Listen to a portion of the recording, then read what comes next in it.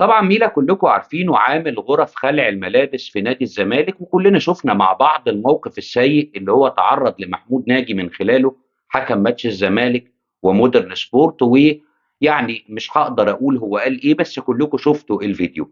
الفكرة هنا انك هيبقى في عقوبة موجودة على ميلا.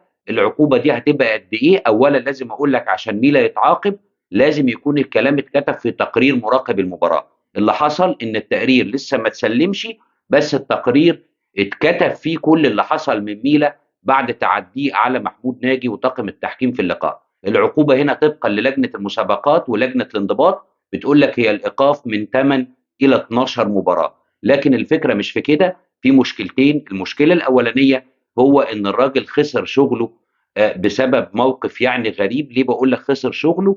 وهي دي النقطه الثانيه، ان مجلس الاداره في الزمالك بيفكر حاليا في إقالة ميلا والاستعانة بعامل آخر لغرف خلع الملابس في الزمالك. موقف الحقيقة ما كانش نتمنى إن احنا نشوفه أو نسمعه، خاصة إن المفروض إن ده راجل في الأول وفي الآخر، بعيدا بقى عن الحاجات اللي بتحصل ما بين الجماهير وهنا وهنا، ده شغلك الأساسي. المفروض إن أنت ما تتدخلش في الكلام ده. يعني ربما يكون الموضوع ده لو طلع من أي حد من الجهاز الفني، هو مش مبرر طبعا الغلط، بس كنا هنقول طبيعي. لكن أنت راجل ليك شغلك لوحده، المفترض ان انت مالكش علاقه بالكلام ده خالص.